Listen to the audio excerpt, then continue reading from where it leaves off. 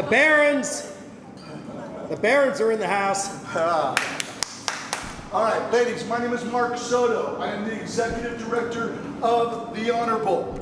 I want to introduce you some friends of mine that are here that you're going to be able to meet a couple in a few minutes. First of all, this is First Sergeant Freddie Torres. He's a 3rd Battalion, 5th Marine Marine, okay? This is Gold Star Mom, Patty Schumacher. This is Gold Star Father, Tom Schumacher. This is Melissa. She's a Gold Star sister. Now, what does Gold Star mean? Gold Star means that one of their family members, their son, their brother, was killed in action. The reason why I come into the locker rooms and we do this is because we want you to know the spirit and the heart of why you're in this event. It is our honor to have the girls in this year's event. It's the first time ever. Last year, we were on this football field for the big honorable showcase that we do annually. And I saw the girls working out, and I looked over at my partner, Rick, and I said, Rick, we gotta have the girls in the honorable. And here you are. By the way, this is Rick Sutter, Director of Operations. All those awesome graphics that you're seeing on Instagram, he made them. Let's give him a hand.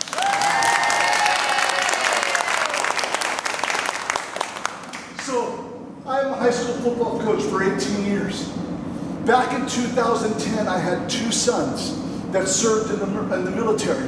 One was a U.S. Army sniper, another one was in the U.S. Marines. I saw them go through harsh deployments, but nothing like the one that my Marine went on in 2010. What we used to do as a parent is we would go down to Camp Pendleton and we'd buy the guys a keg of beer. We'd invite all the Marines and all his friends over his house and we'd throw a party before they go. And we'd be like, guys, let's have some beer, let's have some fun, and before you guys go out and get some.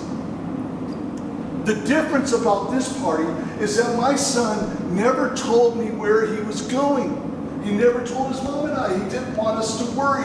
He didn't want us to know until that party. And that's when he took me by the shoulder and he said, Dad, let's take a walk. And I said, son, your friends are all here. They're all having a good time. You want to take a walk? He goes, yes, I got to tell you something. So we took a walk. And with his arm around my shoulder, he said, Dad, we're going to this place in the Helmand province called Sing. Do yourself a favor. Don't Google it. What do you think I did, guys? I immediately got my phone out. I'm Googling. He's talking to me and I'm learning. Son, this is where the Royal Marines just were. They were there for 2 years and they lost over 200 men. Over 2,000 were wounded, most of them by losing their legs. This is where you're going, son. I said, yes, Dad. That's what we're doing. We're going to win, Dad. It wasn't a few weeks later after they left that my son told me that while they were landing in Sagan, they were in a helicopter and they heard pinging coming off the skin of the helicopter. Those were bullets as they were landing in the relative safety of their father. When he looked out the window, he noticed they were surrounded by white flags. Now, when we think of white flags, what do we think of? Surrender, right? Not to the Taliban. The Taliban would put these sheets on the ground and with black spray paint, they would spray paint, death to the Americans, death to the infidels. This is where they were landing for the first time in their base. They get landed, they all get acclimated, they're ready to get some. The first patrol leaves, and it doesn't get a few miles down the road, and they hear this boom! Oh my God, something just happened. The boom was so loud that it shook the base. So they called to the Marines that just left, guys, you okay? Guys, you all right? You're good. Radio silence. They all mount up, they get their Humvees, they get their guns, they go, let's go see what happened to that patrol. No radio's coming back. When they get to the spot, they saw that patrol had ran over a bomb. The bomb was so big that it blew the Humvee off the ground, twisted it like a corkscrew. 4 Marines instantly lost their lives. 2 days later, I get a call back at home. I'm at home. I knew I was praying for my son. I knew it was a bad place they were at. this guy tells me, he goes, Coach, your son's a Marine, right? I go, yeah. And he goes, something happened next door. It's not good. The family, I heard crying, I heard there's something happened to their son. He's a Marine.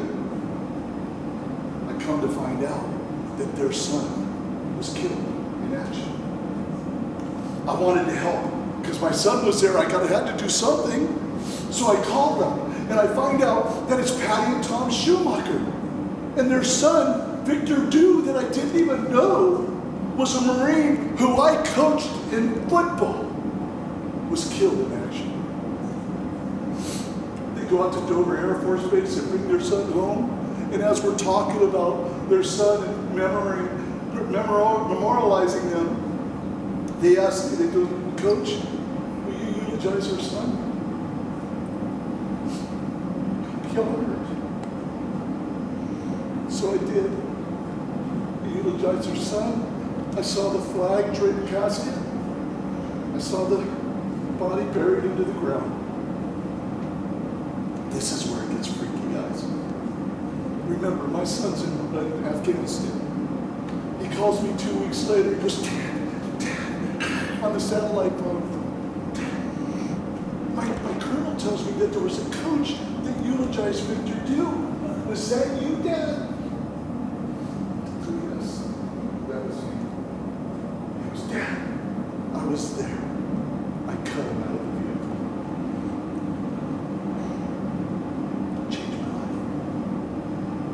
Changed my life. It was at that time that I said, I'm a coach. I know people. I have friends. I said, what about if we bring football teams together and we do something to raise money for these military veterans that are fighting, bleeding, and dying for our freedom? What about if I did something like that and I get some friends together and we do this, we get some coaches together? That's how the Honor Bowl started. Guys, we are known as the greatest high school football showcase in America. You are playing in this event because your spirit of athleticism and what you guys do on the football field may seem like it's mean, but you guys, by doing this today, you are giving back. This is you guys saying, I'm going to go play hard for the men and women that died for us. That's what this event is about. I wanted you to hear the heart behind it.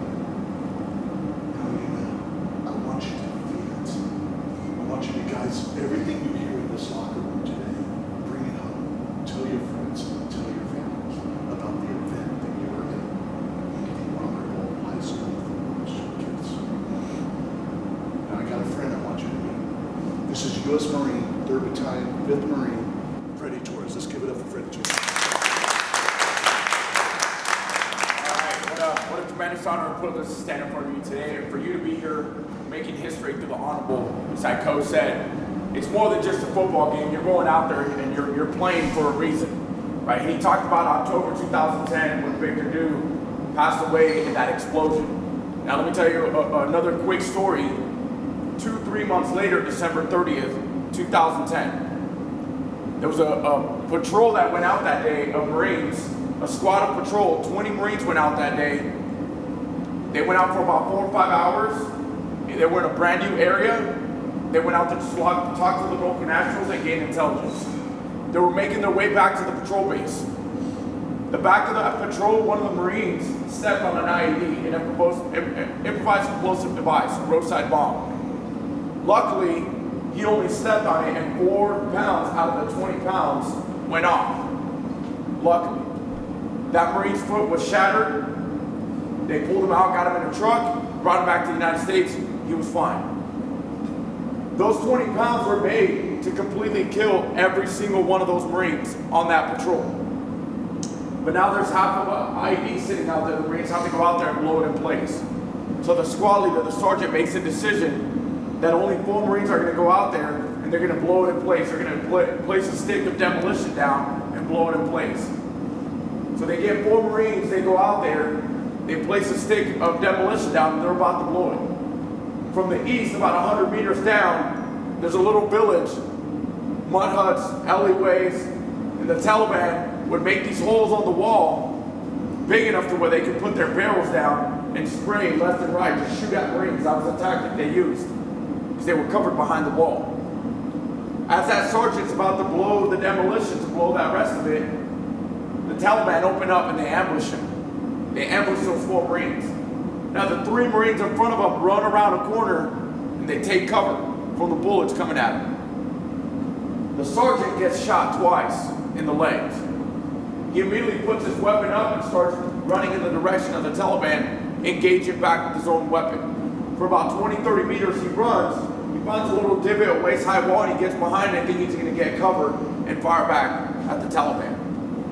He falls on his back and he looks down and he realizes his camouflage uniform is completely covered in blood. Here comes one of the team leaders running from the other direction where they took cover from. He runs in, he slides in, takes his scissors off, cuts his pants off, and he sees blood is gushing out. He had been shot in the femoral artery. So he puts his fingers in, he puts his palm down, he puts gauze in, he applies pressure, he puts a tourniquet on, straps it, stops the bleeding. Gets on the radio and calls the quick reaction force at the base just down the street. He says, my squad leader's down, he's been shot. I need a stretcher out here. We need to get him out of here. So a couple minutes later, that next squad shows up with the stretcher. They put the sergeant on there, and they're getting ready to carry him out. On the count of 3, the team leader says, all guns blazing, every rocket, every gun open up against the Taliban. This whole time they've been going back and forth. This time he wants everyone to open up. On the count of 3, they count, everything opens up and they start carrying him back to the patrol base. The sergeant's laying there, getting treated, and he looks up and it's another sergeant, his best friend, carrying him out. So he picks up his hand and he holds the hand of the other sergeant carrying him out, and he holds it tight and he says these last words. Tell my mom I love her, and tell my boys I'm sorry. He squeezes one more time and he says, tell my mom I love her, and tell my boys I'm sorry. His hand falls, they get him in the truck, they get him out of Afghanistan, he goes to Germany, he goes to, right here actually, San Diego, Balboa Hospital. Let me tell you that other half of that story. That sergeant made it.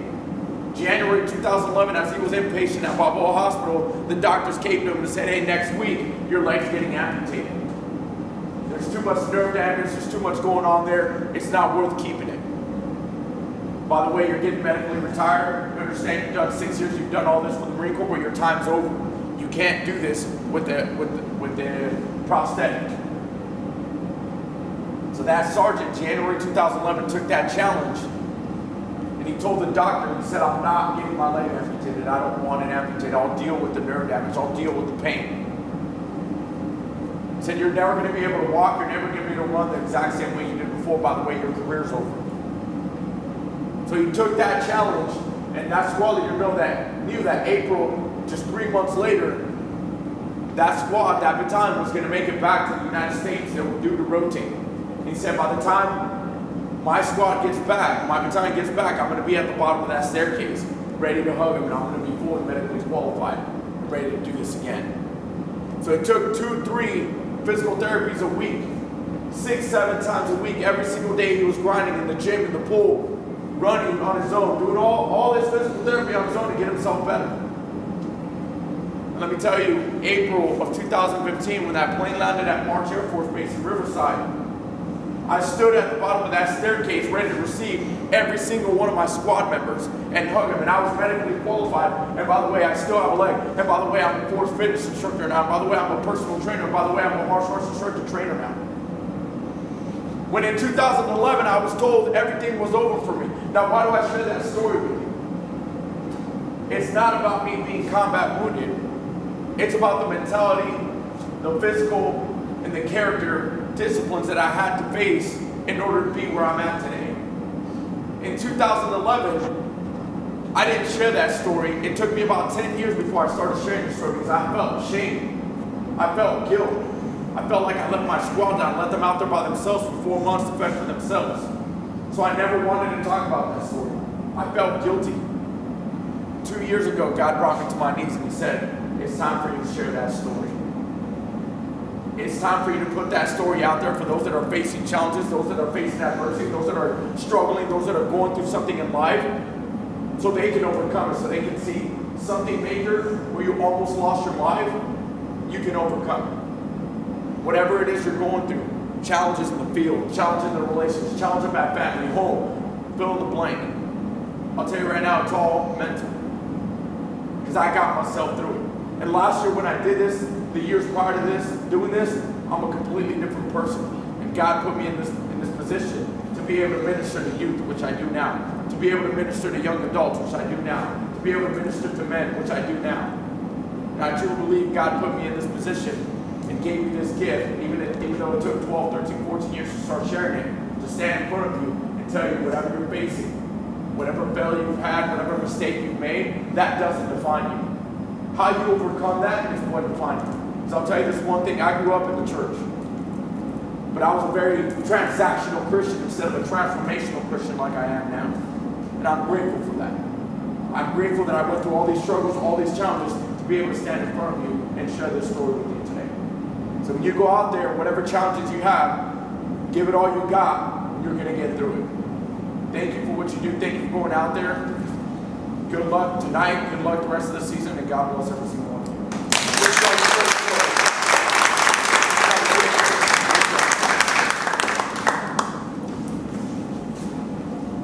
When Mark was talking about the Marine, that was my son, Victor.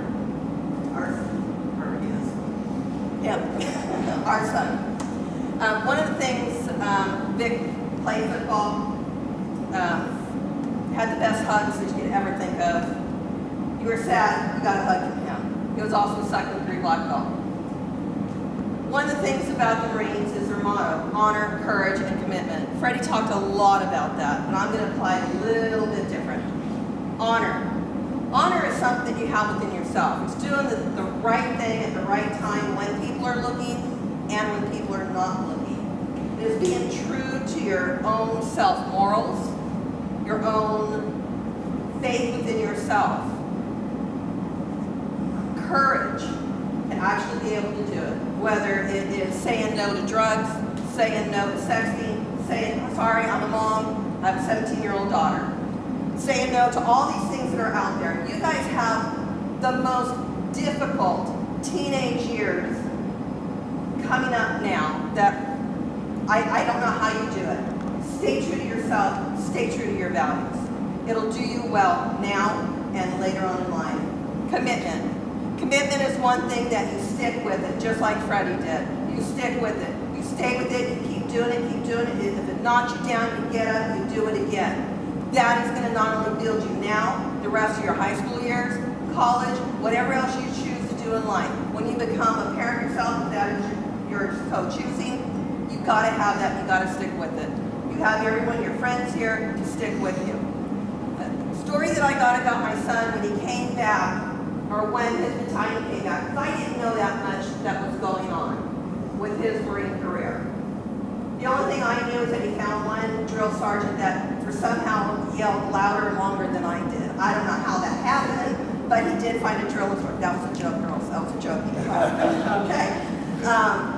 But what I found out was the day that they went out of their forward operating base on their first mission, they knew there were IEDs all over the place out there. It was a horrible area. They were getting really scared, the group that he was with. And he looked at them and he said, in his Victor way of saying, and probably with that little silly grin that he had, he probably said, we got this. We were trained for this. We know what we're supposed to do.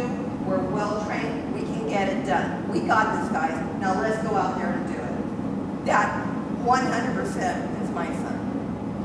So with that, I want you to think about yourself, your commitment, your personal attitude towards this. So, with him saying it, I'm going to say it to you. Did you train well for this game? Yes.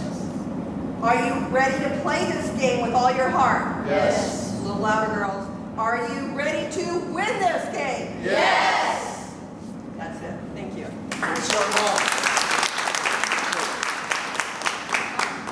Okay, some housekeeping. There's a tunnel of banners that you guys are going to be introduced on the field today through, okay? Coach, who's going to be the young lady that's going to have the honor to come through that tunnel with your team, and she'll be holding the flag? Who's going to be that? One senior to me and one young.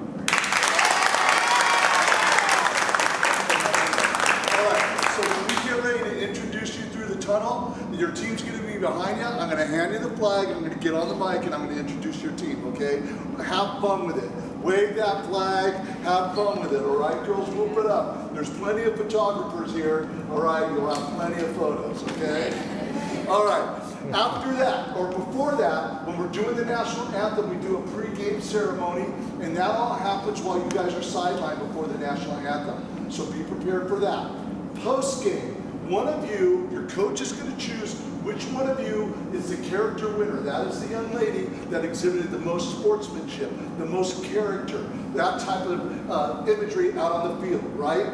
The media in attendance, the Max Preps media in attendance, will choose who is the MVP of the game. One of you will win that, all right? And you guys will get an award after that. After you guys get those awards, all right, when we're done with the ceremony, go over to the trophy table, and the character winner and the MVP sign the football, all right? Those go to sponsors, all right? Coach, we're gonna ask you to sign the helmets, okay? All right. After we give out the character and the MVP trophy, that's when we're going to give this coach the 2024 Honorable Champion Trophy, right? Yeah.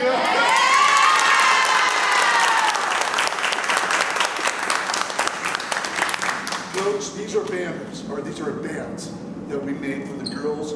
There should be enough here for every girl. I want you to make sure that they get one of those. Okay? All right, stand up. Let's go. Let's go.